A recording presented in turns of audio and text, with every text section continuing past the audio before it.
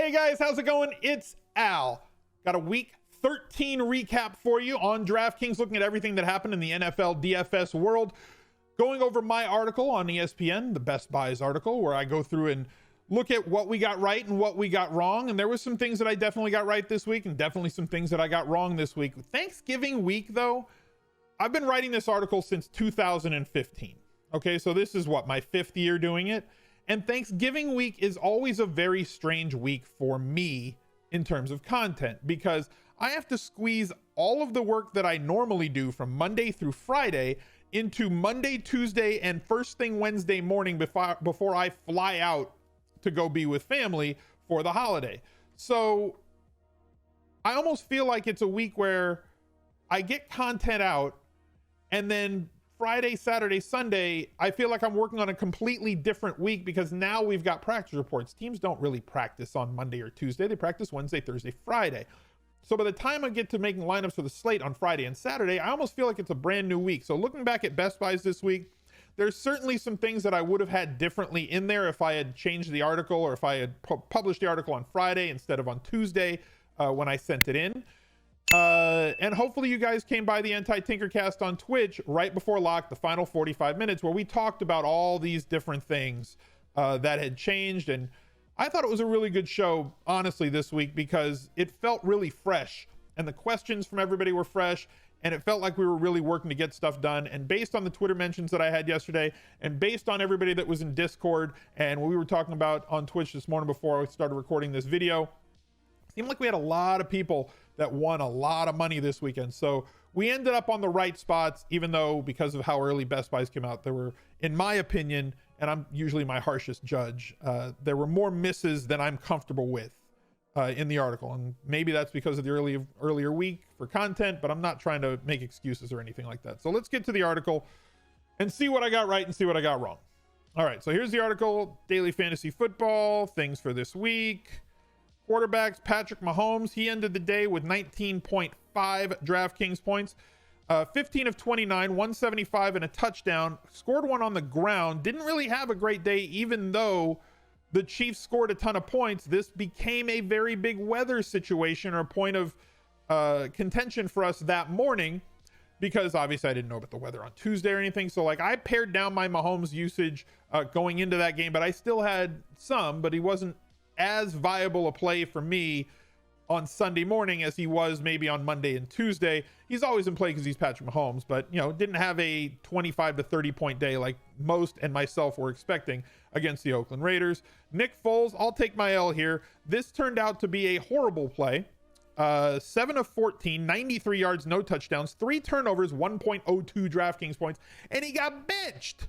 So what are you going to do, right? This is 2 weeks in a row now that Tampa Bay's defense, and we saw this from the Atlanta Falcons for 2 weeks as well, where the Buccaneers have been a reverse funnel defense. A funnel defense does not allow you to throw the ball, and you have to do everything to the middle of the field. You can't work outside the hashes. You got to run the ball, and they're going to allow you to run the ball. Teams like Jacksonville do this now.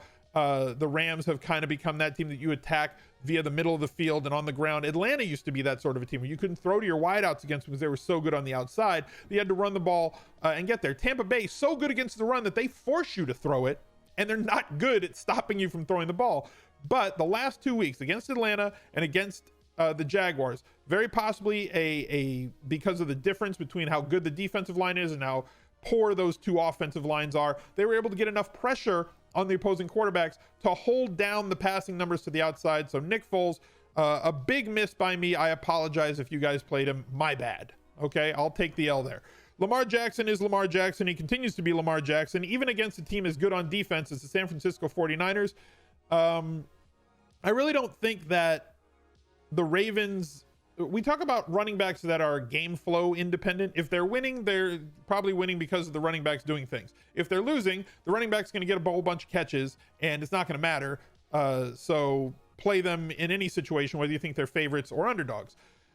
Lamar Jackson seems defense independent. He's matchup proof. It doesn't matter what defense they're playing against or how good it is, because he's so involved in everything that they do offensively. threw it 23 times, which is pretty much the norm for them. Threw for 1 touchdown and 105 passing yards, but he ran for 101 and a touchdown, giving him 26.3 DraftKings points. The floor is tremendous. The ceiling is massive if it's one of those days where he throws for 3 or 4 touchdowns through the air, which he clearly didn't do this week. But 26 points for 7K is great. As I've said before, I'm looking for about 4X their salary from the quarterbacks that I play. And we definitely got it with Lamar, got close to it with Lamar.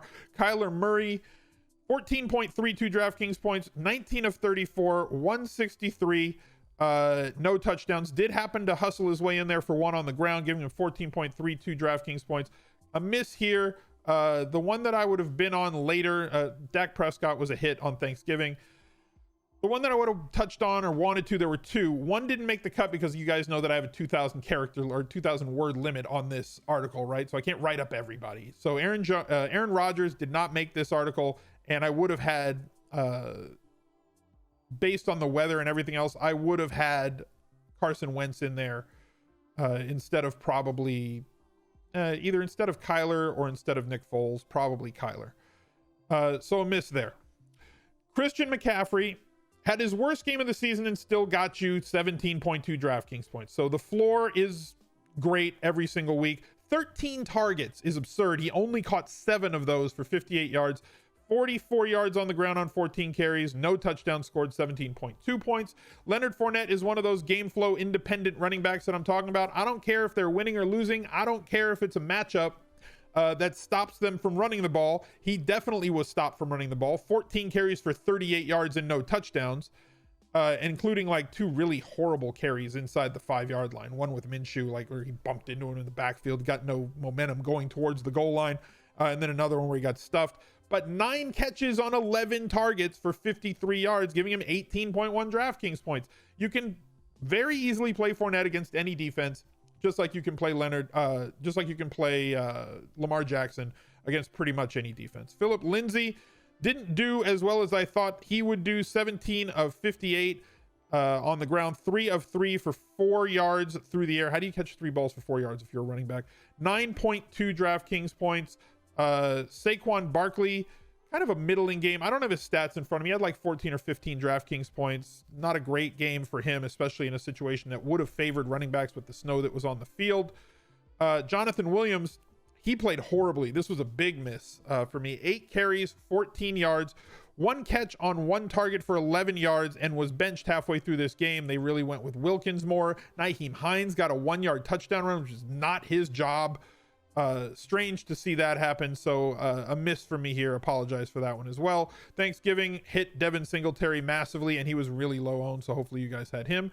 Devontae Adams was a smash. 24.4 DraftKings points, 6 catches, 10 yards, 6 catches on 10 targets for 64 yards, 2 touchdowns. DJ Chark was a miss. He was paired with Foles. Obviously that didn't come through. Dede Westbrook was the best wide receiver to own this weekend if you were playing any of the Jacksonville guys. 6.7 DraftKings points for him. Demaryius Thomas was super cheap. I've got him ordered wrong here. Sorry. Curtis Samuel, 16.5 DraftKings points, 4 catches, 7 targets, 65 yards, and a touchdown. I had him, as you can see by this little blurb that I wrote here, I had him as somebody that was going to be lower owned and have a really solid opportunity at scoring a touchdown. He did that. I'll take my wins where they come this week on the short content week. I think this was a win. Demaryius Thomas, 5.3 points, but he was a punting play. Him and Tate were somebody that I had as a flip. Anthony Miller, absolute smash on Thanksgiving. So I kind of crushed the Thanksgiving slate. Travis Kelce did Travis Kelce things, did not score a touchdown, 5 catches, 9 targets, 90 yards, 14 DraftKings points. Jack Doyle, 19.3 DraftKings points, absolute smash here as predicted, in the place of Eric Ebron, and with the possibility that T.Y. Hilton could miss. He ran a ton of routes yesterday, and is going to get targeted on a bunch of them moving forward, as there's just nobody else there right now to be able to catch the ball consistently as Jack Doyle. He's the most talented pass catcher that they have left that's on the field. Hunter Henry was a miss, 2 catches, 3 targets, 10 yards, no touchdowns, 3 points. Thanksgiving, Jared Cook, but as you all know, by the time Wednesday and Thursday came out and Gerald Everett was ruled out, it became Higbee time. And I hope that you were on him for 2,500, as the flow chart has been pretty much undefeated this season. Defenses, I had Carolina, Chargers, and Browns, 6 points, 2 points, and 4 points. But as I said, everything changed because of Friday. So my lineup, as you can see, there's guys that were in best buys: Fournette, McCaffrey, Adams, Demaryius Thomas, Tyler Higbee became the obvious play, Jonathan Williams. Carson Wentz and Alshon Jeffrey became massive play for me later because of a couple of reasons. One, the weather, right? I don't typically change things because of the weather unless it's an extreme weather situation. So while Wentz and Jeffrey were not in best buys and not plays that I was really considering as heavily early in the week, I thought they were good tournament plays. By the time Sunday got here, they were core plays for me and very highly owned plays for me at both positions throughout my 150 because of the clean weather situation and the great matchup against Miami. Now, they lost that game, but they put up 31 points, and I don't care if they win or lose. I just care about the points. So 3 passing touchdowns and a 2-point conversion plus 300 yards for Carson Wentz. Alshon Jeffrey, 137 yards, 9 catches, and a receiving touchdown. I was the only one on him. I was the only one on Fournette, and I lost by 0.2 points to Adam, which is just a big kick in the He had Wentz, Le'Veon Bell, Christian McCaffrey, Devontae Adams, so he was on a lot of the right plays. Had Auden Tate as his punt. I couldn't get to Auden Tate. He had the Ravens defense. He was the only one on them. Miles Sanders, instead of, what was Miles Sanders last week? It was 5,400. I don't know if I could have gotten there or not, but I didn't want to have, I went with Williams over Miles Sanders in this particular lineup because I didn't want to load up on, and mind you, I'm making more of a tournament lineup now. It's more of a leagues to tournament lineup for the, it's not really a cash game lineup because I'm playing mostly tournaments now or 100% tournaments now instead of cash games for other reasons that we can talk about later. But all my lineups in this format are now having somewhat of a tournament feel, which is why somebody like Jeffrey and Wentz, who was lower owned, and I had about 30% Jeffrey throughout my tournament lineups this week, I went with Williams in this one, who was 75% owned, which kind of shocked me. And Miles Sanders on 50% of lineups because I thought that he would be less owned than somebody like Miles Sanders with a similar sort of expectation, and I wanted to get off of the chalk, and he was the chalkier play in tournaments. Browns defense kind of did me wrong, but 159.3 was a 90th percentile lineup. So if you want to look at my Millionaire Maker lineups, this is the one that finished the highest, was 120. You can see here's the Millionaire Maker up here. Finished 120th this week with 210. It was a Rodgers, Devontae Adams stack. Barkley, Fournette. Barkley was the bring back player in this lineup. Fournette, Jeffrey. I was shocked that Fournette was only 7.3 owned, 7.3% owned in the Millionaire Maker. I think I had about 30% of Fournette. A lot of the running backs failed this week. Jack Doyle, him and Higbee were my 2 highest positions at tight end on a player. Did not have a ton of Robert Woods, but definitely had some, which helped out my lineups. And the Chiefs defense was one of the 4 or 5 defenses that I played this week, and I always have 3, 4. I play about 4 or 5 defenses on a week-to-week basis because I want to overweight the field and I want to focus on a few of them. So when one hits, it moves up all the rest of your lineups. But as I said, 159 cashed the Millionaire Maker as it paid 38,000 people, and what, 176,000 runners. 159 was right around in here. This was that lineup that we talked about before, coming in 16,000th, which is about a 90th percentile outcome. So I'll take that for a main lineup this weekend. I hope that you guys did very well. Let me know how you did in the responses. Hopefully you got yourselves off of Nick Foles for week 13. I wish you the best of luck coming up later this week in week 14. Monday Night Football, Thursday Night Football, First Look. All the other videos are going to be coming out, so drop a like on this one if you would be so kind. Make sure that you ring that notifications bell and hit that subscribe button if you're new. Would love to see you again because I come out with a ton of content throughout the NFL week. I don't want you to miss any of it. Until that next video, I'll catch you guys later. Bye. He's a legend.